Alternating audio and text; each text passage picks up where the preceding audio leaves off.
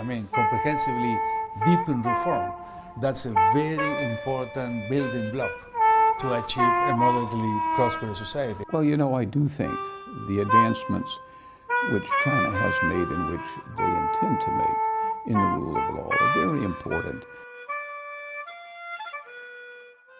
But I think that the Chinese dream embodies a very ambitious concept, and I think that China is on track to achieve that concept, which is to build a moderately prosperous society for all.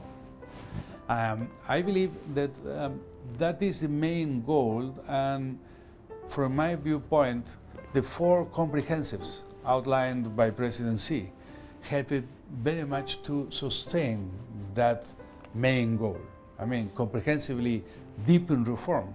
That's a very important building block to achieve a moderately prosperous society. I admire President Xi Jinping's recognition of the importance of changing the economic model of China from a high-speed, extensive model of development to what is termed new normal, but especially an intensive model of development that depends more on quality and innovation and efficiency rather than on increasing the number of workers and increasing the number of inputs into production. I think that's a very important transition if China is going to become a high-income country with a high-quality economy over time. We know from experience elsewhere that many countries that have reached this point in their development, relatively few have become high-income countries. So this is a very complicated, difficult, wide-ranging set of changes that are needed. Well, I do think the advancements which China has made and which they intend to make in the rule of law are very important, not just for air quality, but for overall growth and investment in the economy. I think that the application of a strong rule of law is important. I think that it's crucial that enterprises, no matter whether they are foreign-owned, domestically owned, state or private sector, joint venture, whatever the nature of their ownership structure, and whatever their scale, whether they're modest size or large, that they abide by environmental laws. I really commend the leadership of China for their effort to concentrate on the good governance.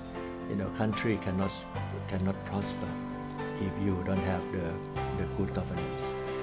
So in the effort to tackle the issue of corruption, the effort from the leadership, the effort to tackle the issue of non-transparency, creating more transparency of law and check and balance, anti-corruption, make sure that the rule of law is in place. Make sure that rule of law is in place, making sure that the legal enforcement is something that is respected and is based on non-discriminatory nature. And this is something that I think all countries will look up to China and will follow. And I think many countries in ASEAN have already implemented this policy of good governance and transparency, anti-corruption in their own national policies. China grew rapidly during the last more than 2 decades now almost, and its growth rate has slowed down. But I think China is adjusting by its own policy decision. The growth path that China is embarking now will allow it to improve the quality of its growth to more sustainable levels. And I do believe that this, quote, new normal that one is talking about will also take China to continue its march towards further improvement in the living standards of the people, better quality of life, and more sustainable, I think, is more important factor in my mind.